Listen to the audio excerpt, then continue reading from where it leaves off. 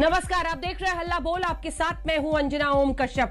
पश्चिम बंगाल के चुनावों के बाद पूरे देश की नजर अब टिक गई है उत्तर प्रदेश पर, क्योंकि अब कुछ महीनों का वक्त है जिसके बाद उत्तर प्रदेश में महाभारत, जी हां, योगी आदित्यनाथ की कुर्सी पर निशाना किस किस ने टिकाया है, इसी का पूरा किस्सा है आज हल्ला बोल में। क्योंकि हम आपको दिखाएंगे कि योगी आदित्यनाथ ने असदुद्दीन ओवैसी के किस चैलेंज को स्वीकार कर लिया है। हम आपको यह दिखाएंगे कि असदुद्दीन ओवैसी की नजर ओवैसी की कुर्सी पर आखिर क्यों है। सीधा कह रहे हैं मुख्यमंत्री नहीं बनने देंगे। जवाब दिया है योगी आदित्यनाथ ने। पहले यह रिपोर्ट देखिए, फिर चर्चा की शुरुआत करेंगे। इंशाअल्लाह दोबारा योगी को उत्तर प्रदेश का मुख्यमंत्री नहीं बनने देंगे, नहीं बनने देंगे। उन्होंने कहा नहीं आने देंगे तो बीजेपी इस बात को कहेगी कि बीजेपी 2022 में आकर के रहेगी। अंदर की बात बताया है साक्षी महाराज। सारे विरोधी एक साथ मिल जाए तो भी भाजपा ही 300 से ज्यादा सीट जीत करके सरकार में। बैरिस्टर असदुद्दीन ओवैसी ने योगी की ओर चट चुनौती फेंकी तो आदित्यनाथ ने भी उसे पट स्वीकार कर लिया। देश के सबसे बड़े सूबे उत्तर प्रदेश में विधानसभा चुनाव अभी कम से कम 7 से 8 महीने दूर हैं, लेकिन उसकी स्क्रिप्ट अभी से लिखी जानी शुरू हो गई है। पूरी कहानी कुछ यूं है। दरअसल AIMIM अध्यक्ष असदुद्दीन ओवैसी ने बिहार और बंगाल के बाद अब उत्तर प्रदेश में भी अपनी सियासी महत्वाकांक्षा की जड़ों को फैलाने का फैसला कर लिया है।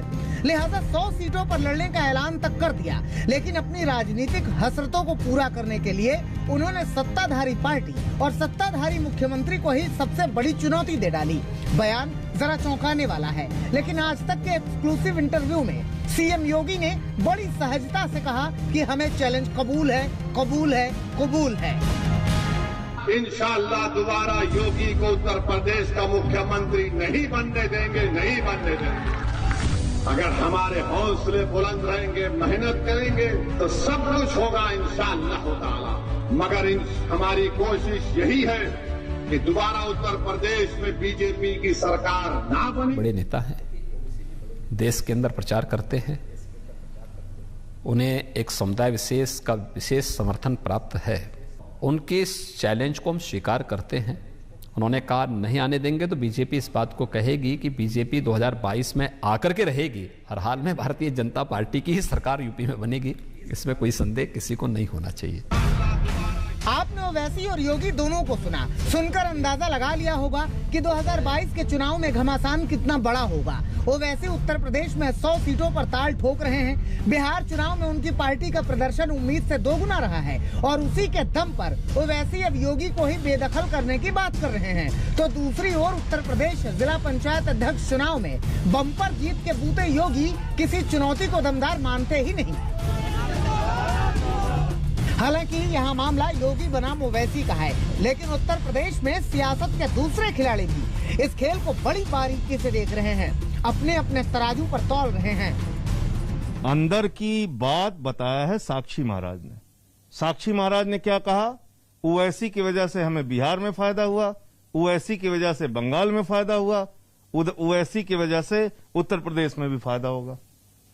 तो जो भाजपा का एक सांसद वो खुद ही बयान दे रहा है कि ओवैसी हमारे भाई हैं और उनकी वजह से हमारा फायदा होगा, तो आप समझ सकते हैं इन चीजों को। योगी आदित्यनाथ जी मुद्दे को भटका रहे हैं। उत्तर प्रदेश में कोई अगर चुनौती है तो वो चुनौती है महंगाई, बेरोजगारी। उत्तर प्रदेश की चुनौतियां दूसरी हैं, योगी आदित्यनाथ जी की और भारतीय जनता पार्टी की चुनौतियां दूसरी हो सकती हैं। यूपी में ओवैसी को उज्जवल भविष्य इसलिए भी दिख रहा है क्योंकि यहाँ बंगाल की तरह उनके सामने भाषा की कोई अड़चन नहीं है। यूपी के बड़े हिस्से में AIMIM का कैडर तैयार हो चुका है। यूपी के पंचायत चुनाव में AIMIM समर्थित 22 उम्मीदवार जिला परिषद का चुनाव जीत चुके हैं, जबकि 50 सीटों पर वो दूसरे स्थान पर रहे। ओवैसी को पूर्वांचल की मुस्लिम बहुल सीटों में फायदा हो सकता है। जातियों पर प्रभाव रखने वाली छोटी छोटी पार्टियों का साथ भी ओवैसी के लिए फायदेमंद हो सकता है। ओवैसी को ये भी लगता है कि किसान आंदोलन और ब्राह्मणों की तथाकथित नाराजगी भी योगी को नुकसान पहुंचा सकती है। ओवैसी के मंसूबे बेशक आसमान छू रहे हों, लेकिन योगी का चैलेंज को स्वीकार करने के पीछे भी वजहें कम नहीं। सबसे ताजा सबूत है यूपी जिला पंचायत अध्यक्ष चुनाव के नतीजे, जहां 75 सीटों में से 67 सीटों पर बीजेपी का कब्जा रहा। और तो और हैदराबाद म्युनिसिपल चुनाव में भी योगी के प्रचार ने ओवैसी के गढ़ में कमल खिलाने को मजबूती दी। 2019 लोकसभा चुनाव में भी यूपी में बीजेपी का दमदार प्रदर्शन रहा और यूपी में बड़े विपक्षी दलों के बीच आपसी खींचतान भी योगी को फायदा पहुंचा सकती है। अब ओवैसी ने चुनौती का पासा तो फेंक दिया है और योगी ने अपनी चाल भी बता दी है, लेकिन इसका असल नतीजा 2022 चुनाव में ही दिखेगा। पता चलेगा किस में कितना है दम। लखनऊ से कुमार अभिषेक के साथ आज तक ब्यूरो। तो आइए चर्चा की शुरुआत करते हैं। सैयद जफर इस्लाम साहब सांसद भारतीय जनता पार्टी के आज हमारे साथ हल्ला बोल में शामिल हो रहे हैं। अखिलेश प्रताप सिंह पक्ष रखेंगे कांग्रेस पार्टी का। हमारे साथ अनुराग भदौरिया समाजवादी पार्टी के प्रवक्ता जुड़ गए हैं। संगीत रागी जी आरएसएस के जानकार के तौर पर हमारे साथ जुड़ रहे हैं और हमारे साथ अजमल खान है प्रवक्ता उत्तर प्रदेश AIMIM के, वो जुड़ रहे हैं। सैयद जफर इस्लाम साहब, ये कबूल है आप लोगों ने ओवैसी जी के साथ ही शुरू कर दिया, तभी तो कहती है ना ये तमाम पार्टियां कि आप लोग सिक्के के दो पहलू हैं। आप ही की टीम भी है ओवैसी जी, आ गए ध्रुवीकरण कराने, तभी आप लोग खुश हैं उनकी एंट्री से। देखिए, ओवैसी जी इलेक्शन लड़ते हैं, नहीं लड़ते हैं, कहां लड़ते हैं, 100 सीट पे लड़ते हैं, 500 सीट पे लड़ते हैं, पूरे देश में लड़ते हैं, प्रदेश में लड़ते हैं, ये उनका फैसला है। उसको क्या मेरे मना करने से या कहने से वो लड़ सकते हैं या मेरे मना करने से वो रुक सकते हैं? भाई वो एक पॉलिटिकल पार्टी है, पॉलिटिकल पार्टी के मुखिया है, वो उनको पूरा अधिकार है कि वो जहां लड़ना चाहें, जैसे उनको अपनी रणनीति लगे, ठीक लगती है, वो अपना करते हैं। लेकिन मैं एक चीज बता देता हूँ, उनकी जो भविष्यवाणी थी, उस भविष्यवाणी को जो है गलत सिद्ध करना हमारा फर्ज है और हम कर्तव्य है। और भारतीय जनता पार्टी के एक कार्यकर्ता के हैसियत से बताना चाहते हैं कि इस रिजल्ट में जो आपके सामने आज है पंचायत का रिजल्ट, उसमें भी दिखा है कि मुस्लिम समाज ने भरपूर आगे बढ़ चढ़ के योगी गवर्नमेंट को वोट दिया है और उसके साथ रहे हैं। और जीते हुए जो विधायक है, जो जीते हुए जो प्रत्याशी थे, उन्होंने भी पूरा समर्थन जो है बीजेपी को दिया है। उससे समझ में आता है कि भारतीय जनता पार्टी कंफर्टेबली अगला इलेक्शन उसी तरह जीतेगी, चाहे ओवैसी हो, चाहे अखिलेश हो, चाहे मायावती हो, चाहे यूपी के 2 लड़के हो या 2 और भी कोई हो, चाहे मुस्कुराते हुए अखिलेश यादव हो, रोते हुए सपा के लीडर हो, सब लोग मंजूर है। सरकार भारतीय जनता पार्टी की आएगी। अंजना जी, ये आप सबके गिरह में बांध दिया सबने। ठीक है सर, आप भी अच्छा है कि आप इसको समझ लीजिए। सांसद महोदय को आपने सुन लिया, ठीक है,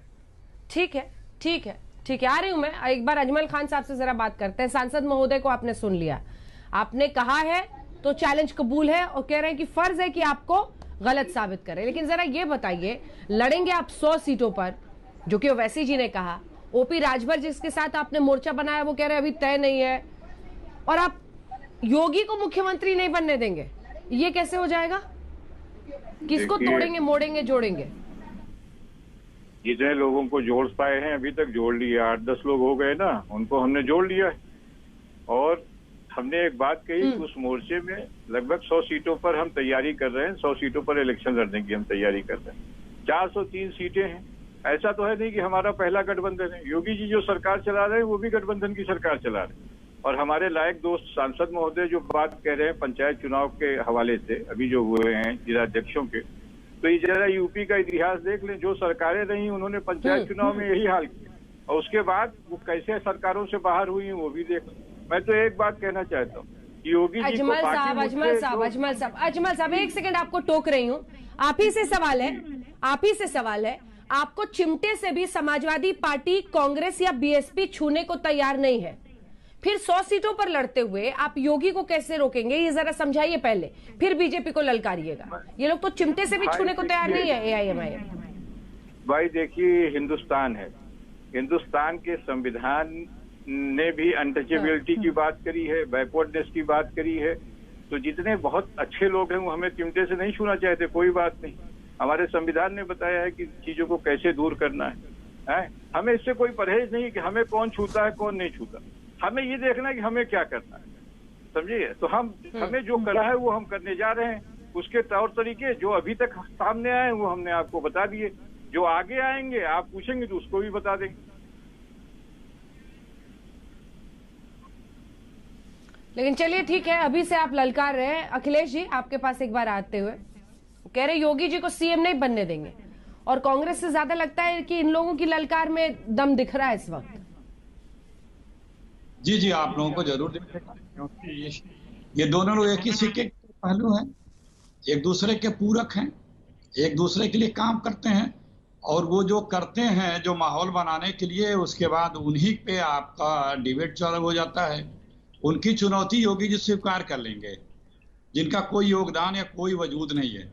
लेकिन उत्तर प्रदेश में जो पार्टियां हैं जो कह रही हैं आदरणीय योगी जी, क्या हुआ रोजगार का जो आपने कहा था, क्या हुआ जो किसानों का आपने मुफ्त इंटरेस्ट फ्री लोन देने को कहा था, क्या हुआ किसानों के भुगतान का, क्या हुआ दारू माफियाओं का, क्या हुआ भू माफियाओं का, क्या हुआ रेत माफियाओं का, क्या हुआ दुराचार का, क्या हुआ बच्चों के ऊपर अत्याचार का, क्या हुआ नौकरियां जो इम्तहान दिए उसमें भ्रष्टाचार और नौकरियां मांगने वाले बच्चों पर लाठीचार्ज का, क्या हुआ राम जन्मभूमि के चंदे के खाने का, उनकी जमीन पर दलाली करने का। अरे भाई 5 साल सरकार चला, शिक्षा से लगाया, तमाम जो आपके कुकर्म है जिसको हम लोग चैलेंज कर रहे हैं कि आप उस पर आइए, बहस करिए, बात करिए, बताइए, वो नहीं स्वीकारेंगे। कबूल है, कबूल है, कबूल है, आपके क्या वो कबूल कर लेंगे क्योंकि उनको सूट कर रहा है, उनको सूट कर रहा है। थोड़ा धीरज रखिए। अखिलेश जी उत्तर प्रदेश में आपकी क्या हैसियत है 70 सालों बाद? अपने बारे में, अपनी पार्टी के बारे में बताइए ना। अरे अपनी पार्टी के बारे में बताइए, मैं तो अपनी पार्टी के बारे में बात कर रहा हूँ, अपनी पार्टी के बारे में बताइए। आप गुणगान गा रहे हैं अभी भी दूसरी पार्टियों के बारे में, अपनी पार्टी के बारे में हम भी कर सकते हैं। आपके समझना जी, कांग्रेस भी कर सकते हैं, कर देंगे, हम कर देंगे। इनके भी डिबेट को इसी तरह डिरेल कर देंगे और इसी तरह शोर मचा रहे हैं। ध्यान से सुनिए आपका सब। अरे क्या बात करो ना, क्या 5-10 उपलब्धियां बताओ ना यूपी की, बताओ ना उपलब्धि बताओ। मैं चुनौती देता हूँ, पूरी कैबिनेट लेके आ जाओ, अकेला मैं बैठूंगा, आप अपने प्रदेश की सरकार की उपलब्धि गिनाइए, अभी गिनाइए, मैं प्रूफ के साथ, सबूत के साथ आपको उपलब्धियों का जवाब दूंगा। 4.5 चुनौती देता हूँ, चलिए सुनाइए, शुरू करिए। अरे मैं कह रहा हूं शुरू करिए, मैं चुनौती दे रहा हूं। मैं आपसे बोल रहा हूं कि मैं पूरी चुनौती दूंगा, मैं पूरी चुनौती दूंगा। लेकिन ये बताइए, ये बताइए कि आप कांग्रेस पार्टी के बारे में क्यों नहीं बात कर रहे? कांग्रेस पार्टी के बारे में आपको जब मौका मिलता है दूसरी पार्टियों के बारे में बात करते हैं। अपनी पार्टी के बारे में बताइए भैया, क्या पार्टी का क्या प्लान है वहाँ, क्या करेंगे? अपने आप को बड़े ज्ञान समझते हो। सत्ता में, अरे भाई इस तरह बहस नहीं होती। सत्ता में तुम बैठे हो, जवाब तुमसे होगा जनाब। हम विपक्ष में नहीं हैं, हम चैलेंज कर रहे हैं। आपको चैलेंज स्वीकारना तो स्वीकारो, वरना पता है कुछ नहीं उपलब्धि किया, रास्ता पकड़ लो। एक नहीं गिना पाओगे। तुम्हारी उत्तर प्रदेश की सरकार, उत्तर प्रदेश की पूरी सरकार कैबिनेट सहित 5 उपलब्धियां गिनाओ, मैं 5 की पोल खोल कर रखूंगा। अभी गिनाओ, अभी गिनाओ, इसी वक्त गिनाओ, वरना बात छोड़ के घर जाओ। अभी गिनाओ, वरना बात छोड़ के घर जाओ। हाँ चलो गिनाओ। अच्छा मैं जरा सवाल करता हूँ। अभी गिनाओ, वरना घर छोड़ के बात छोड़ के घर जाओ। ये देखिए जना जी, अरे कोई औकात नहीं है इन लोगों की। अगर वैसी न हो तो ये लोग बहस नहीं कर सकते हैं। अरे सुन लीजिए, औकात और औकात के बारे में बात करेंगे। मैं उपलब्धियां 1000 उपलब्धियां बनाऊंगा। मैं ये बताइए, गिनाओ जनाब, देखिए हम तो 10 मिनट से कह रहे हैं, गिनाओ, एक उपलब्धि गिनाओ, हम प्रूफ के साथ, सबूत के साथ जवाब ले लेते हैं, जवाब ले लेते हैं, एक साथ जवाब दीजिएगा। जरा अनुराग भदौरिया जी को बोल रहे थे, ठीक है अखिलेश, 2-4 अरे रास्ता पकड़वाइए इनको। ओवैसी से बहस करें, इनकी कोई उपलब्धि होती तो अभी तक बताए होते। चेहरा लटक, ठीक है, जवाब दे दीजिए, जनता के बीच में जवाब दे दीजिए, जवाब दीजिए। ठीक है, जवाब होता तो अभी तक दे दिए होते। जवाब ये क्या देंगे? इनकी पूरी यूपी की कैबिनेट नहीं दे सकती। उपलब्धियां पहले अरे भाई जवाब दो, एक पहला काम गिनाओ, अरे चुप तो रहो। पहला काम गिनाओ, बताओ, दूसरा गिनाओ, तीसरा गिनाओ, पहला काम पकड़ लो भला। सुन तो लीजिए। हाँ बताओ, पहला काम बताओ। ये आदमी है कि पजामा बताओ है? सुनो तो सुनो। अरे मैं पूछ रहा हूँ जनाब, सुन तो लीजिए, मैं तो शराफत से बात कर रहा हूँ। बोलिए जनाब, बोलिए। हाँ तो आप सुन तो लीजिए। अरे जवाब सुनिए, बारी बारी से जवाब सुनिए। अखिलेश जी, अखिलेश जी जवाब सुनिए, एक बार जवाब सुनिए, एक बार जवाब सुनिए प्लीज। देखिए, लॉ एंड ऑर्डर सुन लीजिए। लॉ एंड कौन सा लॉ एंड ऑर्डर सबसे खराब उत्तर प्रदेश का था। कंट्रोल हुआ? वहाँ गुंडागर्दी जिस तरह की थी, जिसके साथ आपने हाथ मिलाया, अब सुनिए, लॉ एंड ऑर्डर खत्म। अब जो है लॉ एंड ऑर्डर का सिचुएशन हो गया है। कोई क्राइम इस तरह का नहीं होता जो क्राइम आपके साइड होता था, जो सरकारों से मिलकर काम करते थे, वो सारा काम जो है खत्म हो गया। अब देखिए, सुन लीजिए, अरे कोई जवाब नहीं सुना अभी मेरी उपलब्धियां सुनो पहले, उपलब्धियां सुनो पहले। अरे सुन लीजिए, उपलब्धियां सुनो, तुम्हारे बात का आप तो खाली छोड़ो, मैं तो उपलब्धियां बताते रहूंगा। आप सबसे पहले ये बताइए कि आप जो वहाँ बैठे हैं, आपके ऑडियो डिप करना होगा, थोड़ा आवाज सुनिए, जवाब सुनिए उनका। आपने टोका ना, आपने घेरा एक सवाल पे। मिस्टर अखिलेश प्रताप सिंह, आपने घेरा, अन्य लोगों को भी डिबेट में लाना है मुझे, प्लीज प्लीज। सैयद जफर इस्लाम जवाब दीजिए, दिखाइए उनको, अनुराग भदौरिया और संगीत रागी के साथ दिखाइए। सैयद जफर इस्लाम, सैयद जफर इस्लाम को अनुराग भदौरिया और संगीत रागी के साथ दिखाइए। सैयद जफर इस्लाम जवाब दीजिए, उपलब्धि बताइए और नंबर्स के साथ, फैक्ट्स के साथ। सिर्फ मैं देखिए, हाँ नंबर के साथ। जितने बड़े बड़े एक्सप्रेस वे बने हैं, जितने बड़े बड़े एक्सप्रेस बने हैं, एक्सप्रेस वे बने हैं, जितनी रोड बनी है, रूरल इंफ्रास्ट्रक्चर डेवलप हुआ है। अरे रूरल इंफ्रास्ट्रक्चर डेवलप, एक भी एक्सप्रेस वे नहीं बनी है, नाम गिनाइए। मैं सारे नाम गिना रहा हूँ अभी आपको, सारे नाम गिना रहा हूँ। अरे क्यों बेचैन क्यों हो रहे हो आप? बेचैन क्यों हो रहे, पहले बताओ। बेचैन क्यों हो रहे? पूरे देश में नंबर 2 पे है। आप जरा देख लीजिए, ईज ऑफ डूइंग बिजनेस में नंबर 2 पे सारे स्टेटों में सबसे ज्यादा जो है। अनुराग भदौरिया, अनुराग भदौरिया, अनुराग भदौरिया अपने ओवैसी और योगी की इस लड़ाई में मैं लौट रही हूँ, मैं आपसे जवाब लूंगी, क्योंकि ये देखिए ऐसा नहीं है कि एक सेकंड मैं लौट रही हूँ। योगी और ओवैसी की इस लड़ाई में अखिलेश कैसे दम दिखाएंगे, ये सवाल है। और कई बार तो ऐसा लगता है कि अगर 100 सीटें, ज्यादा सीटों पर ये मोर्चा लड़ेगा तो ये तो सो कॉल जो सेक्युलर वोट है उसको तोड़ेगा ना। योगी का राह आसान बनेगा। भदौरिया साहब, आप ही लोगों का वोट खिसकेगा। देखिए अंजना जी, मुझे लगता है कि योगी जी को चैलेंज स्वीकार करना चाहिए था जनता की समस्याओं का। देखिए उनकी मानसिकता की सोच देखिए, जनता की समस्या का चैलेंज नहीं स्वीकार रहे हैं, इधर उधर का चैलेंज स्वीकार रहे हैं। जनता यहाँ करा रही उसके बारे में चैलेंज स्वीकारिए ना। कोरोना से लोगों की मौत हुई, चैलेंज स्वीकारिए। यहाँ लोग किसान धरने पे बैठे, उनकी मौतें हो रही है, चैलेंज स्वीकारिए। महंगाई उत्तर प्रदेश में कमर तोड़े हुए लोग आत्महत्या कर रहे हैं, चैलेंज स्वीकारिए। यहाँ बेरोजगार आत्महत्या कर रहे हैं, चैलेंज स्वीकारिए। महिलाओं पे अत्याचार बढ़ रहा है, चैलेंज स्वीकारिए ना। यहाँ पे लगातार हर गांव में, हर शहरों में जहरीली शराब पीने से लोगों की मौतें हो रही है, चैलेंज स्वीकारिए ना। देखिए कितना चैलेंज स्वीकारते हैं। यहाँ भूमाफिया पैदा हो गया, चैलेंज स्वीकारिए ना। वो चैलेंज नहीं स्वीकारेंगे आप, उस चैलेंज से आपको कोई लेना देना नहीं है। आप सिर्फ मुद्दों की राजनीति नहीं करना चाहते हो, असली मुद्दों से ध्यान भटकाने का चैलेंज स्वीकार करते हो। और भारतीय जनता पार्टी के प्रवक्ता यहाँ बैठे हैं, ये एक्सप्रेस वे तो छोड़ो, किसी रोड का नाम नहीं बता पाएंगे। एक्सप्रेस तो छोड़ दीजिए, बहुत दूर हो गई। हॉस्पिटल इन्होंने बनाने की बात की, हॉस्पिटल तो छोड़ो, ये डिस्पेंसरी नहीं बता पाएंगे कौन सी डिस्पेंसरी बनाई। इन्होंने बोला था हम आएंगे 10 विश्व स्तरीय यूनिवर्सिटी बनाएंगे, यूनिवर्सिटी तो छोड़ो, ये प्राइमरी स्कूल नहीं बता पाएंगे कहीं प्राइमरी स्कूल भी बनाया है। ये वो लोग हैं जो जुमलेबाजी पे जीते हैं। ना इनको एक्सप्रेस वे का नाम पता होगा, ना इनको हॉस्पिटल का नाम पता होगा, ना यूनिवर्सिटी का नाम पता होगा। इसलिए मैं कहता हूं इन्होंने कुछ नहीं किया है, सिर्फ जुमलेबाजी की है। जुमलेबाजी के अलावा कुछ नहीं किया। उत्तर प्रदेश के 4.5 साल से अगर इन्होंने काम किया होता तो अंजना जी टंकी की चोट पे एक सांस भी काम गिना रहे होते, जैसे समाजवादी गिनाते हैं, जैसे मैं गिना दूंगा। एक्सप्रेस वे हमने आगरा वाला बनाया, मेट्रो हमने बनाई, 1090 हमने बनाया, मेरा सुरक्षा गृह 100 डायल हमने बनाया, समाजवादी पेंशन हमने दी, रिवर फ्रंट हमने बनाया, यहाँ पे स्टेडियम हमने बनाए, चाहे हॉस्पिटल्स हमने बनाए, चाहे जौनपुर का हॉस्पिटल हो, चाहे आजमगढ़ का हो, चाहे अयोध्या का हो, चाहे लखीमपुर का हो, चाहे सीतापुर का हो, चाहे बदायूं का हो, चाहे सैफई का हो, चाहे लखनऊ का कैंसर हॉस्पिटल हो।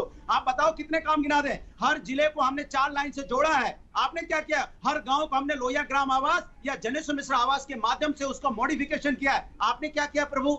एक काम नहीं गिना पा रहे हो, तब से आए कर रहे हो, जीभ लटक जाती है आपकी। जैसे काम बोलो, काम लगते ही आपकी जीभ बंद हो जाती है और हकलाने शुरू कर देती है भारतीय जनता पार्टी के प्रवक्ता। हकलाना बंद तब होगा जब आपने काम किया होगा। काम नहीं करते इसलिए आप हकलाते हो, और ऐसे हकलाने की वजह से आपका झूठ पकड़ में आता है। जनता सुन रही है आपको, आने वाले 2022 के चुनाव में आपको सही रास्ते पे भेज देगी, जहां आपकी सही जगह है, शांति से बैठना है, वहीं आपको बैठा देगी। क्योंकि जवाब सुनते हैं। एक बार संगीत रागी का एक कमेंट हो जाए। संगीत रागी, ठीक है, मैं लौट रही हूं। संगीत रागी, कुछ ही देर पहले असदुद्दीन ओवैसी ने ट्वीट करके भी जो उनका ट्विस्ट होता है वो दिया है। उत्तर प्रदेश के 19% आबादी वाले मुसलमानों का एक भी जिला अध्यक्ष नहीं है।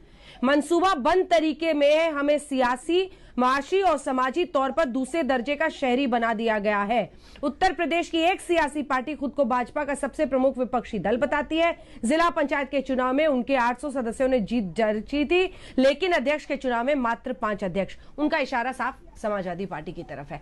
अब देखिए ये पूरी तस्वीर जिसमें 19% मुस्लिम्स और कैसे वोट बैंक और ओपी राजभर के साथ उनका मिलना भी साफ बताता है। जब वो 5 साल 5 सीएम का फॉर्मूला दे रहे हैं तो वो जातीय प्लस धर्म का गठबंधन एक बनाने की कोशिश कर रहे हैं, वो साफ दिख रहा है। असर होगा इसका?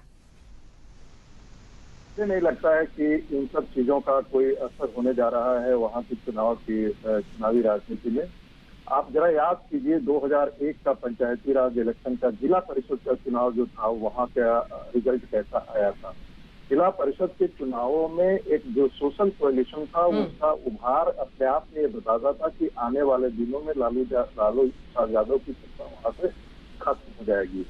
जो अभी चुनाव आया है उसमें आप देखेंगे, चाहे वो बुंदेलखंड का इलाका हो, चाहे वो अवध का इलाका हो, चाहे वो पश्चिमी उत्तर प्रदेश का जहाँ पर सबकी नजर थी, सभी जगह भारतीय जनता पार्टी ने विजय प्राप्त की है।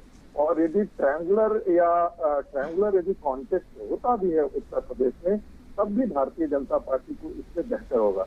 यदि देखिए एक चीज तो तय मानिए कि यदि माइनॉरिटी के बारे में सोचना शुरू करेगा तो मेजोरिटी के बारे में सोचना शुरू करेगा।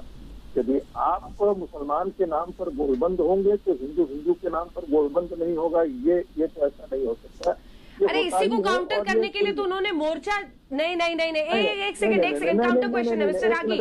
इसी को काउंटर करने के लिए वो महाराष्ट्र में अंबेडकर के साथ अलायंस करते हैं क्योंकि वो दलित मुस्लिम कॉम्बिनेशन चाहते हैं। ये जो आप सोच रहे हैं कि काउंटर पोलराइजेशन होगा, अगर एक सेकंड मेरा सवाल तो पूरा सुनिए। अगर वो सोचते हैं कि मुस्लिम पोलराइजेशन होगा और आप कहते हैं काउंटर होगा, इसी के लिए तो उन्होंने ओपी राजभर के साथ ये अलायंस किया है ना, जिसमें वो कह रहे हैं कि 1 साल मुस्लिम नेता सीएम रहेगा, फिर राजभर समाज का रहेगा, फिर पटेल समाज का रहेगा। तो वो भी एक जातीय समीकरण, ये तो हिंदू में से ही वो एक अलग दलित मुस्लिम कॉम्बिनेशन इस देश में देख रहे हैं। मेरा सवाल तो ये है आपसे, सिंपल पूछती हूँ, जवाब स्ट्रेट दीजिएगा। 19% मुस्लिम्स क्या समाजवादी पार्टी को पूरी तरह से छोड़ देंगे? क्या वो इस मोर्चे की तरफ ओवैसी के चेहरे पर जाएंगे? देखिए ये तो कहना बड़ा मुश्किल है कि 19% जो मुस्लिम समाज है वो उत्तर प्रदेश का वो सारा का सारा समाजवादी पार्टी को छोड़ देगा। लेकिन इसमें कोई दो राय नहीं है कि यदि ओवैसी उत्तर प्रदेश की राजनीति में आते हैं तो वहां पर पोलराइजेशन जरूर होगा, इससे कोई इनकार नहीं कर सकता है। लेकिन दूसरे सवाल जो आप कह रहे थे, जो बेमर फायदा सैयद जफर इस्लाम वाली पार्टी को होगा। 10 सेकंड मुझे समय दीजिए, 10 सेकंड। देखिए जब पश्चिम बंगाल की राजनीति में आए थे तब भी यही बात की जा रही थी कि भारतीय जनता पार्टी को सपोर्ट करने के लिए ओवैसी आ रहे हैं। लेकिन आपने देखा कि वहां पर ओवैसी की कुछ भी नहीं चली, उनके सोशल कोएलिशन बिल्कुल ही वर्क नहीं वहां पर किए और भारतीय जनता पार्टी अकेले लड़ती हुई वहां पर दिखाई दी। इसलिए ये कहना कि ओवैसी के आ जाने से और वो यदि राजभर और बाकी जो हिंदू समाज की जो जातियां हैं उनके साथ वो एक उनके नेताओं के साथ वो आ रहे हैं, समाज उनके साथ जाएगा ये तय करना बहुत मुश्किल है। मुझे नहीं लगता है समाज है। एक अंतिम बात कर रहा हूँ कि अखिलेश जी ने बहुत चुनौती दी। मुझे लगता है कि एक 10 साल का पहलवान यदि 80 केजी के पहलवान के साथ जो है वो चुनौती के लिए उसे लोग ललकारे तो 80 किलो के पहलवान का ये वाजिब नैतिक अधिकार बनता है कि उससे नहीं टकराए क्योंकि उसकी मृत्यु हो जाएगी। उत्तर प्रदेश की राजनीति में ऐसा लगा था कि प्रियंका गांधी वाड्रा के आने से पता नहीं कौन सा ऐसा बवंडर हो जाएगा। हमने देखा है कि माँ, बेटे और पुत्र तीनों के आने के बावजूद भी उत्तर प्रदेश की राजनीति में कोई बहुत बड़ा परिवर्तन नहीं आया। श्रीमती सोनिया गांधी वाड्रा जो है वहां पर कोई अपने सफलता का इतिहास नहीं खड़ा कर गई। आप अमेठी और बरेली तक लूज कर जा रहे हैं। पश्चिमी उत्तर प्रदेश में आपने बहुत बड़ा अभियान चलाया था, वहां पर भी लूज कर जा रहे हैं। एक और बात कर देना चाहता हूँ, 4 लाख करोड़ का पूंजी निवेश उत्तर प्रदेश के अंदर हुआ है। तो ये तो आप मत बोलिए कि क्यों, आपसे विमर्श तो शुरू से रहे हैं, कुछ नहीं हुआ है, नौकरी नहीं मिली है, ये नहीं हुआ है, वो नहीं। ठीक है, ठीक है, अखिलेश जी जवाब देंगे, अखिलेश जी जवाब देंगे, लेकिन उससे पहले एक बार सैयद जफर इस्लाम साहब जवाब दीजिए। देखिए तमाम पार्टियां 5 काम पूछ रही हैं आपसे। राम जन्मभूमि का पैसा खाने वालों, रातों रात जमीन के लूट करने वालों, शिला पूजन के 1400 करोड़ रुपए खाने वालों, अब बता बड़े ज्ञानी बनके यहाँ बैठे हो, जवाब दो। राफेल का पैसा खा गए, फ्रांस में जांच बैठ गई, फ्रांस की पुलिस किसी दिन आ जाएगी यहाँ पे, जवाब सुन लीजिए, नैतिकता की बात कर रहे हो, जवाब सुन लीजिए। राम को तो पकड़ो, राम को तो बख्श दो, राम को तो बख्श दो, राम को बख्श दो, भगवान की जमीन को भी डरानी, उसमें भी पैसे खा जा रहे हो, उनकी भी जमीन को लूट ले रहे हो। 1400 करोड़ रुपए शिला पूजन के जो पहले शिला पूजन के कार्यक्रम को खा गए। अरे शर्म नहीं आती है, भगवान को भी नहीं छोड़ते हो, बोलते हो राम बारी बारी से नहीं, ठीक नहीं, आवाज नीचे कीजिए, आवाज नीचे कीजिए। सैयद जफर इस्लाम 5 काम ऑडियो दिखाइए, सिर्फ सैयद जफर इस्लाम को दिखाइए प्लीज, लगातार नहीं चलेगा ये। 5 काम सीधा बताइए सैयद जफर इस्लाम। 5 काम क्या, वो एक काम नहीं गिना पाएंगे जना जी, एक काम नहीं गिना पाएंगे। कानून व्यवस्था मैंने बताया, कानून व्यवस्था की छोड़िए, एक काम गिना, ये खाली एक मुझे बोलने का मौका दिए तो हम भी नहीं बोलने दूंगा किसी के, ये पहली बात है। एक मेडिकल कॉलेज का नाम बताइए। बोलिए तो आप बोलिए तो बोलिए। अरे काम सुनना, ऑडियो नीचे कीजिए सबका, अरे सुना जाए काम इनका। पहली बात देखिए, 10 लाख सबसे पहली बात जो होती है कि आम नागरिक की आमदनी बढ़े, जो पर कैपिटा इनकम डबल हुआ है 4.5 साल में, ये बता देता हूं आपको, पर वहां पर जनता के डबल इनकम हुई है। दूसरी बात, ओवरऑल डेवलपमेंट के लिए सबसे बड़ा बजट जो है उत्तर प्रदेश में 5.5 कोविड ईयर में डबल हुआ है, जो है दिया है पिछले बार का। पूरे यस, अभी आपका पूरे 4 साल का आंकड़ा उठा के देखिए, डबल है पर कैपिटा इनकम अंजना जी। दूसरी बात, आप पूरे प्रदेश से उठा के देखिए, जो ओवरऑल इंफ्रास्ट्रक्चर डेवलपमेंट के लिए सबसे बड़ा एलोकेशन यहां पर हुआ है। आप देखिए यहाँ पर गंगा एक्सप्रेस देखिए, आप गोरखपुर एक्सप्रेस देखिए, आप देखिए आजमगढ़ एक्सप्रेस देखिए, ऐसे बहुत सारे एक्सप्रेसवे जो हमने बनाए हैं। और खास किसी खाली गंगा एक्सप्रेस के बारे में बताएं तो 36,000 करोड़ का है। आप देखिए हमारा जो जीएसडीपी है वो पूरे इसमें किस तेजी से आगे बढ़ा है, पूरे हिंदुस्तान के सभी स्टेटों में वो आपके सामने आंकड़े सामने हैं। इनके कांग्रेस और जरा समाजवादी पार्टी के टाइम में जो सरकार थी उनके आंकड़े से मिला लीजिए।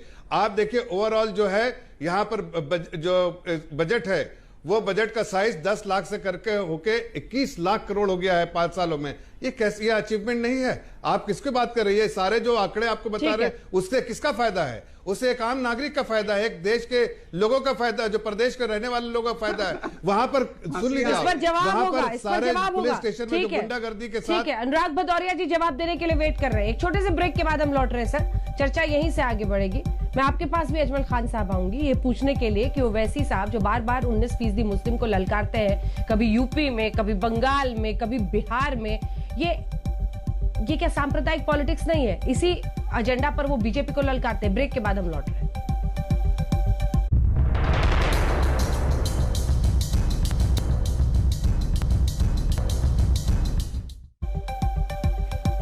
तो देखा आपने, असदुद्दीन ओवैसी ने ललकारा, कहा योगी आदित्यनाथ को इस बार सीएम नहीं बनने देंगे। योगी आदित्यनाथ ने उस चैलेंज को कबूल कर लिया है, कह रहे हैं कि जबरदस्त जीत बीजेपी की दर्ज होगी। और तमाम पार्टी के नेता कह रहे हैं कि ये मुंगेरी लाल के वो सपने हैं जो असदुद्दीन ओवैसी, राजभर, अखिलेश यादव सभी देख रहे हैं।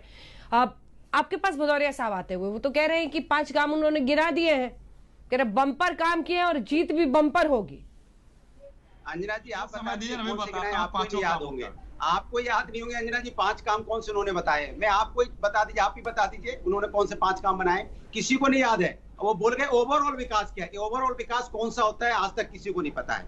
विकास पूछा था, हॉस्पिटल बता दीजिए, यूनिवर्सिटीज बता दीजिए, रोड बता दीजिए, रोजगार बता दीजिए, तो ओवरऑल विकास है, मतलब कुछ नहीं किया है। दूसरा, इनके दूसरे साथी कह रहे थे, आरएसएस कह रहे थे 4 लाख करोड़ का इन्वेस्टमेंट हुआ है। 4 लाख करोड़ का इन्वेस्टमेंट कहाँ हुआ भाई? किधर हुआ, जरा दिखा दो कहां इंडस्ट्री लग गई, कौन सी बाउंड्री कहीं पे वीडियो है तो दिखा दीजिए।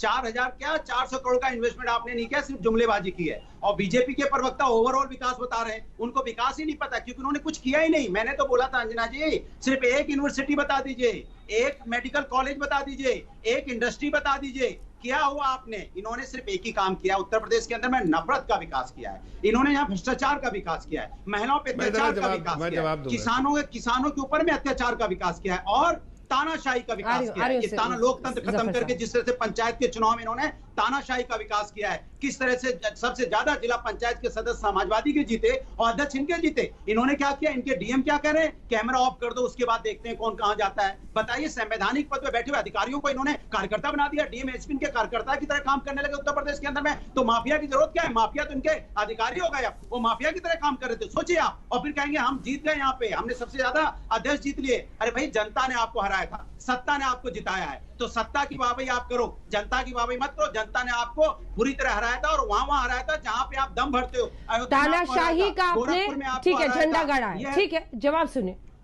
वो कह रहे हैं तानाशाही का झंडा गाड़ा है, तानाशाही का झंडा गाड़ा। जवाब देने दीजिए ना, इनकी पोल में जफर साहब बोलिए। जफर साहब का मैं बोलूं? जफर साहब, ठीक है, इसके बाद आप ही के पास आऊंगी, पूरी पोल खोलिएगा, रुक जाइए। देखिए, तानाशाही की सरकार इनकी होगी, उस वक्त इन्होंने सरकारी निजाम को अपने हिसाब से इस्तेमाल किया था, लेकिन आज सरकारी निजाम गरीब आदमी के लिए है। और इनको बता दे, बार बार स्कूल और कॉलेज की बात कर रहे हैं, जरा आपने नहीं, प्रेरणा और कायाकल्प और जो बाकी 21 जो वेलफेयर स्कीम, अरे सुन तो लो बीच में, अरे ग्रीन वायरस सुन तो लो, पहले जो मैं बोल रहा हूँ सुन तो लो, मैं इसके जवाब दे रहा हूँ। जवाब आप बीच में बोलेंगे तो मैं जवाब, अरे सुन तो लो।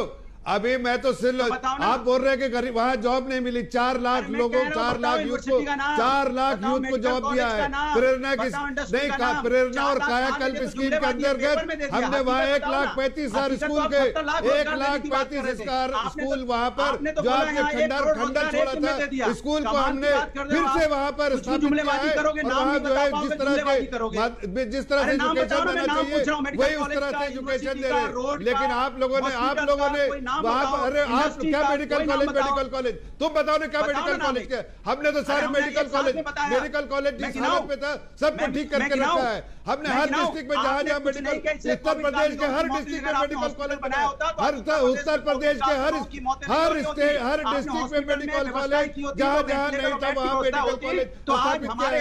चाहे वो कोई मेडिकल कॉलेज हो, चाहे वो कोई प्रदेश हो, कोई डिस्ट्रिक्ट हो, सब जगह हमने किया। आप जाके देखिए हमारे स्कीम को, हमने 4 लाख यूथ को जॉब दिया है, हमने 4 लाख यूथ को जॉब दिया है, हमने सबसे ज्यादा अरे आप दोनों की आवाज नहीं आ रही भाई। प्रधानमंत्री किसानों की 700 किसानों की मौत होगी, किसान के लिए आपने क्या किया? या तो इनको चुप करा लिया, नहीं बोला।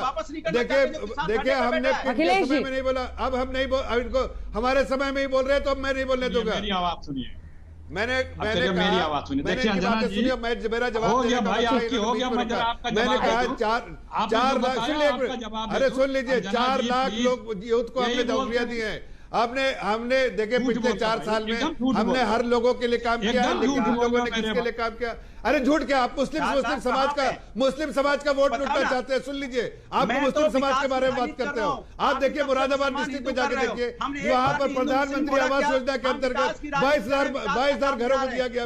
अभी सिर्फ नहीं, आप लोग बार बार मुस्लिम के MY वोट का बात करते हैं। 22,000 घर दिया गया है, उसमें से 17,000 मुसलमानों को दिया गया है। क्या इसलिए कि हमारा बिना भेदभाव के हम लोग दे रहे हैं? ये भेदभाव वाले आप लोग पार्टी जो है भेदभाव वाली है, हमें कोई भेदभाव नहीं। पूरे देश हमने एक नजर से पूरे देश की जनता को देखा, इसलिए वो बोल रहे हैं ओवरऑल डेवलपमेंट हुआ, ह्यूमन डेवलपमेंट इंडेक्स में आप देखिए उत्तर प्रदेश कितना आगे गया। आवाज नीचे कीजिए, उत्तर प्रदेश कितना आगे गया है, ये आप देख लीजिए। की बात करते हैं हम, हिंदुस्तान के विकास की बात करते हैं। अरे CMEI का डेटा बार बार इन लोग कोट करते हैं। मैं CMEI का डेटा कोट कर रहा हूं, कमाल है भाई, पार्टियां हैं। उसके बाद उसका देखिए, उसी वही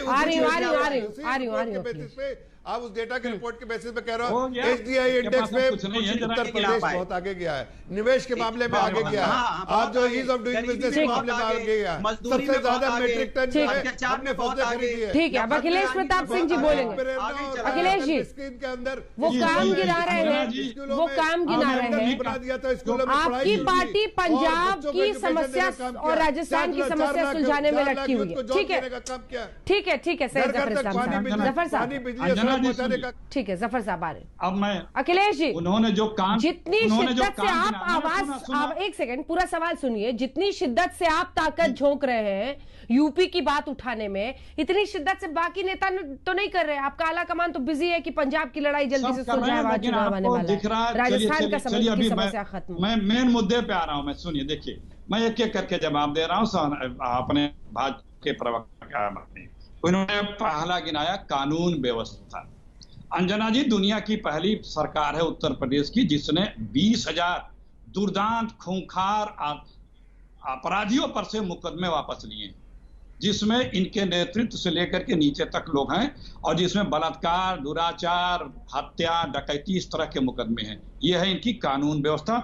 इनके विधायक देवमणि त्रिपाठी सुल्तानपुर से चिट्ठी लिखते हैं कि 20 जो खूंखार गैंगस्टर हैं यूपी के, इन पे कब कार्रवाई होगी। दो साल पहले चिट्ठी लिखते हैं। यह है कानून व्यवस्था। दूसरा इन्होंने गिनाया इंफ्रास्ट्रक्चर। 2-3 सड़कों का नाम गिनाया, पूरी सड़क का नाम भी नहीं जानते हैं। गंगा बोला, गोरखपुर बोला, आदमपुर। ये देखिए, ये मैंने RTI लगाया था, जो सड़कें बनाती है संस्था, जो बड़ी वाली सड़कें बना रही है उत्तर प्रदेश की, जिसको बोलते हैं यूपीडा, उसने स्वयं बताया। और ये सारी सड़कें बैंक से लोन लेके हैं, प्रदेश सरकार के बजट से नहीं है। उसने जवाब में खुद बताया, कहिएगा तो मैं सब पढ़ दूंगा, कि 6 पार्ट है, किसी में 8 पार्ट है, किसी में 5 पार्ट है। अभी तक आधा, किसी में 2/3 ही काम हुए हैं। जो काम 2.5 साल में हो जाने थे, 4.5 साल में अभी तक वो काम पूरे नहीं हुए हैं। ये है। इसके अलावा अभी इन्होंने एक नहीं गिनाया, वो भी मैंने पूछा था, वो भी मेरे पास है, जो मिलिट्री डिफेंस कॉरिडोर का हालात क्या है। उसमें भी कुछ 100 करोड़ रुपए का अभी तक काम हुआ है, इन्वेस्टमेंट आया है। तो ये जो बड़े तीसरा, इनके ज्ञान का सुनिए। इन्होंने कहा कि 10 लाख करोड़ का यूपी का बजट 21 लाख करोड़ हो गया। अरे भाई, आपको यूपी का बजट ही नहीं पता। 4.25 लाख करोड़ रुपया यूपी का बजट है इस साल, टोटल बजट। आप बताते हो गया। आपके पास कोई उपलब्धि नहीं है। मेडिकल कॉलेज का उनके जवाब में पिछले 5 सालों में, पिछले 5 साल का हमने नंबर दिया आपको, आपके नंबर एक किस चीज का 5 साल का, ये आपके सड़कों का हाल बता दिया। RTI के साथ है, किया है RTI 5 साल से कंपेयर किया, और आपको बता दें इंफ्रास्ट्रक्चर रोड नहीं, इंफ्रास्ट्रक्चर प्रोजेक्ट जो है वो पैचेस में ही होता है। एक साथ पूरा एक साथ पूरा नहीं होता है, एक साथ पूरा नहीं होता है, एक साथ पूरा नहीं होता है। वो एक स्टेज को होता है। अगर एक स्टेज होता है, जिससे कौन सा गलत बात है? एक स्टेज का एक साथ पूरा होता है रोड। नहीं, इंफ्रास्ट्रक्चर नहीं। मैं आपसे पूछ रहा हूँ ना, मैं आपसे पूछ रहा हूँ, आपसे अखिलेश जी, आप अखिलेश जी, आपसे पूछ रहा हूँ क्या अगर पूर्वांचल एक्सप्रेस बन रहा है तो क्या पूर्वांचल एक्सप्रेस एक स्टेज पे बनता है? क्या उसमें छोटे छोटे स्टेजेस होते हैं, छोटे छोटे पैचेस होते हैं। 50 करोड़ का, 50 किलोमीटर का, 70 किलोमीटर। एक कंपनी कौन कर सकती है? इतनी बड़ी कंपनी है जो पूरा पूर्वांचल एक्सप्रेस या पूरा गंगा एक्सप्रेस कर रहे हैं। इसलिए पैकेज के एक पैकेज होता है, 4 पैकेज होता है, 8 पैकेज होता है, ताकि जितनी बड़ी कंपनी हिंदुस्तान में, उसके बैलेंस शीट के हिसाब से वो प्रोजेक्ट दिए जाते हैं, ताकि एक कंपनी एक साथ पूरे सबको एक ही कंपनी को नहीं दिया जा सके, अलग अलग कंपनी को देते हैं। ये तो इंफ्रास्ट्रक्चर हर जगह। पीसीआर वाले को क्यों याद करने लगे आप? सर, अपना कांग्रेस का पीसीआर सोचिए ना कि कैसे चलेगा। आप मीडिया चैनल के पीसीआर तक पहुंच रहे हैं। अरे आप भी तो लगातार बोल रहे थे महाशय, आप भी लगातार बोल रहे थे। सैयद जफर इस्लाम को जवाब देना था 5 कामों का, आप भी लगातार बोल रहे थे। अजमल खान को दिखाइए, सबका ऑडियो हटाइए। ये लगातार बोलने के आज सोच क्या है सभी लोग। यूपी में कुछ करना धरना है नहीं, बस अब आते हैं टीवी पर नॉन स्टॉप बोलते हैं, नॉन स्टॉप। लोगों को अपना नाम नहीं पता है, नाम लेती हूँ, जिसका नाम लेती हूँ उसका वो जवाब नहीं देता है, दूसरा व्यक्ति शुरू हो जाता है। अजमल खान साहब, अजमल खान साहब ये बताइए कि आप लोग जो ये 19% को डायरेक्टली टारगेट करते हैं, 19% के साथ ओवैसी जी ट्वीट करते हैं कि ये 19% आपको अभी तक जितने लोग थे वो वोट बैंक के नाम पे आपको यूज करते थे, मैनिपुलेट करते थे, मैं आपका मसीहा आया हूं। ये सांप्रदायिक नहीं है। अगर बीजेपी पर वो ये आरोप लगाते हैं तो अगर खुद ओवैसी साहब डायरेक्टली 19% मुस्लिम्स को एड्रेस करते हैं और कहते हैं कि अपना मसीहा मुझे समझिए, ये सांप्रदायिक नहीं है। देखिए, दलितों के नेता है कांशीराम जी, उन्होंने कहा तिलक तराजू और ये जहर फैलाना नहीं है। सुन लीजिए, उसी का जवाब दे रहा हूँ। अब आपने सवाल पूछ लिया, थोड़ी देर मुझे भी टाइम दीजिए जवाब देने। दलितों के नेता है मसीहा बन के कांशीराम जी, उन्होंने दलितों की बात करते हुए कहा तिलक तराजू और तलवार, इनको मारो जूते चार। इसको सुनने के बाद भी बीजेपी ने बीएसपी से समझौता कर लिया। अभी हमारे समाजवादी पार्टी है, इनकी पहली सरकार, बहुत बड़े समाजवाद के पुरोधा मुलायम सिंह जी का की पहली सरकार बीजेपी के सपोर्ट से बनी। 70 सालों से मुसलमानों ने मुसलसल कांग्रेस को, समाजवादी को, बीएसपी को, टीएमसी को, लेफ्ट को वोट दिया। कोई दिक्कत नहीं थी। सारे ह्यूमन इंडेक्स आपके सामने है, सारी कमीशन और कमेटियों की रिपोर्ट आपके सामने। दिक्कत कहाँ पे आ गई? दिक्कत आ गई कि एक मुस्लिम नेता खड़ा हुआ और उसने ये कहना शुरू कर दिया हिंदुस्तान भर में कि भाई हमारे साथ, इस कम्युनिटी के साथ ये चीजें हुई हैं, हम इसको रिड्रेस करना चाहते हैं। पॉलिटिकली कॉन्स्टिट्यूशन प्रदत्त अधिकारों के अंदर सारी कम्युनिज्म हमारे ऊपर आ गई। सच्चर कमेटी को तो हमने नहीं अपॉइंट किया था ना, हमारी गवर्नमेंट नहीं थी। दूसरी बात, कल्याण सिंह जी की गवर्नमेंट बनी यूपी के अंदर पहली बार, हमारी पार्टी तो कहीं नहीं थी ना, ओवैसी जी कहीं थे। दूसरी बार बन गई कल्याण सिंह की गवर्नमेंट, फिर 3 मिनिस्टर बन गए उसी गवर्नमेंट में, हम लोग कहीं नहीं थे। ये तमाम लोग जो कांग्रेस के हैं, समाजवादी के हैं, बीएसपी के हैं, ये क्या कर रहे थे, कैसे रोके? अटल जी की गवर्नमेंट बन गई, हम तो कहीं नहीं थे, अटल जी की गवर्नमेंट बनी। उसके बाद भी जब योगी जी की गवर्नमेंट बनी 2017 में, हम 25 सीटों पर लड़े थे, हमारा कोई नाम ही नहीं ले रहा था, आप भी नाम नहीं ले रही थी। सारे महान काम करने वाले एसपी, बीएसपी, सारे लोग, ये सारे कहाँ थे? क्यों नहीं रोक लिया भाई योगी जी को? क्यों नहीं रोक लिया बीजेपी को सरकार बनाने से? हमारे ऊपर कहा जा रहा है, किसी साथी ने कहा कि हम बंगाल इलेक्शन लड़ने गए थे। भाई उस बंगाल में मैं जानना चाहता हूँ कि बीजेपी जब 1982 में पहला इलेक्शन लड़ी थी बीजेपी के नाम से, ठीक है, तो कई % वोट मिला था? और 1916 तक आते आते जवाब लेते हैं रागी जी, ये गुमान जो दिख रहा है AIMIM का, ठीक है, ठीक है, ये जो गुमान दिख रहा है ये टूटेगा या टिकेगा? क्योंकि वो कह रहे हैं कि आप लोग हमें पहले दिखाते नहीं थे, समाजवादी पार्टी और बीएसपी बीजेपी को क्यों नहीं रोक पाई। लेकिन क्या ये गुमान टिकेगा? ये उत्तर प्रदेश है, यहाँ हैदराबाद वाली पॉलिटिक्स कितनी चल पाएगी? देखिए, जिस प्रकार की राजनीति वो वैसी करते हैं, जिस प्रकार के वो एक्सट्रीमिस्ट भाषा का प्रयोग करते हैं अपने संवाद में, निश्चित तौर पे मुसलमानों का एक बहुत बड़ा वर्ग जो है वो वैसे की तरफ मुड़ेगा, इससे कोई दो राय नहीं है। और ये तो सवाल एक वाजिब सवाल है कि चाहे वो समाजवादी पार्टी हो या कांग्रेस पार्टी हो, मुसलमानों को वोट बैंक की तरह ही उन्होंने रखा है। उनके जन कल्याण के लिए, उनकी सुविधाओं के लिए उन्होंने कोई काम नहीं किया है। लेकिन मैं जो एक गणित का एक सामान्य जो नियम है, मैं उसी की बात करता हूँ। ऐसा कैसे हो सकता है कि आप यदि मुसलमानों का पोलराइजेशन करते हैं और उसमें जब कोई डिवीजन की बात आती है, उससे वोट शुरू करते हैं, सेकुलर वोट टूट रहा है, कॉमनल वोट टूट रहा है, सेकुलर वोट, उसको कहते हैं कि सेकुलर वोट में बंटवारा हुआ है, यानी मुसलमानों का वोट तो आपके लिए सेकुलर है।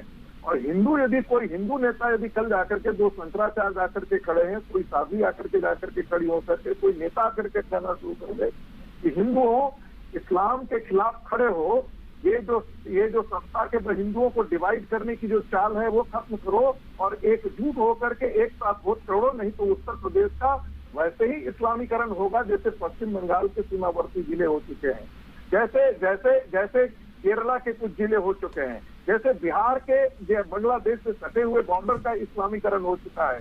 यदि इस प्रकार की भाषा कोई भारतीय जनता पार्टी का यदि करता है तो कल जाकर के आप ही अंजना ओम कश्यप जो है वो आपका एजेंडा चले तो हर जगह हिंदू खतरे में है। देखिए, देखिए, मैं नहीं कर, मैं एक समस्या इस देश की आपकी चले ना रागी साहब आपकी चले ना, अरे प्रभु आपकी चले ना, तो बस एक ही एजेंडा है इस मुल्क का, और वो ये है कि हिंदू खतरे में है, और कोई एजेंडा नहीं।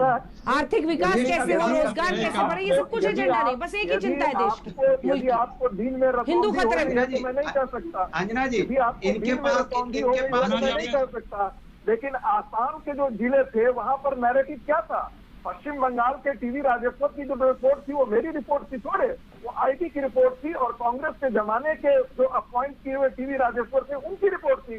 आपके जो नेपाल से सटे हुए जो पश्चिमी उत्तर प्रदेश के अंदर जो ISIS के नेटवर्क वैसी की एंट्री के साथ सैयद जफर इस्लाम साहब, आप लोग इसी बात को हवा देंगे कि हिंदुओं को बचाना है तो बीजेपी के साथ आना है। ISIS का नेटवर्क देश में खड़ा हो। रागी जी और भी लोग बोलेगा। हो गया, आपने तो मुझे बता दिया, मुझे रतौंदी का इलाज कराना है। आप अपने इलाज के बारे में सोचिए, ठीक है? सैयद जफर इस्लाम, अंजना जी, सैयद जफर इस्लाम, मेरे सवाल का जवाब। अंजना जी देखिए, मैं सिर्फ 10 सेकंड में एक बात बताना चाहता हूँ।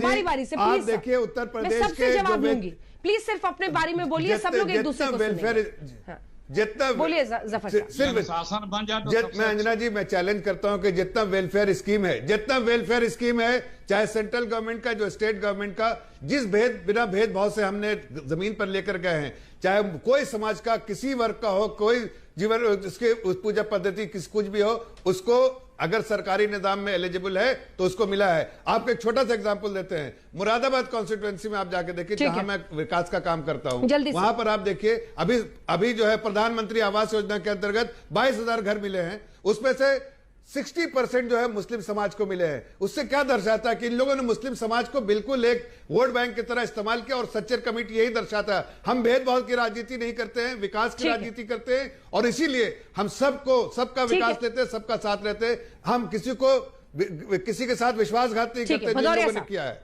ठीक है सर, वक्त की कमी है।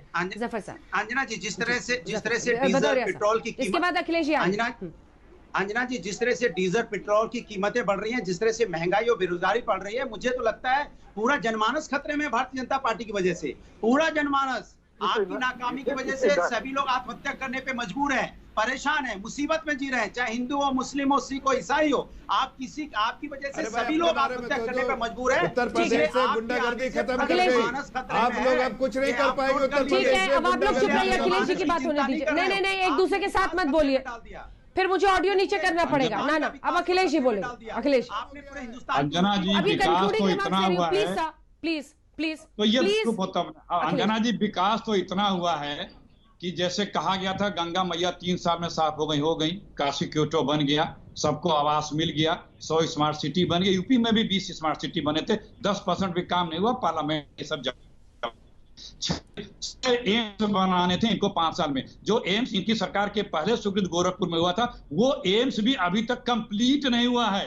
जो बीजेपी के आने के पहले यूपीए सरकार में मेडिकल कॉलेज, जिसको रेफरल मेडिकल कॉलेज बोलते हैं, जिससे डिस्ट्रिक्ट हॉस्पिटल को पूरे हिंदुस्तान में 180 डिस्ट्रिक्ट हॉस्पिटल को मेडिकल कॉलेज बनाना था 2022 तक, जिसकी 54 की पहली लाट 2014 में पैसे रिलीज हो गए थे, वो अभी तक यूपी में बन के तैयार नहीं हुए हैं, उसके पैसे गायब हो गए हैं। तो हमें इसी के साथ बहस का अंत करना पड़ेगा। आप सभी का बहुत धन्यवाद हमारे साथ चर्चा में शामिल होने के लिए। ब्रेक के लिए हम रुक रहे हैं, देखते रहिए आज तक।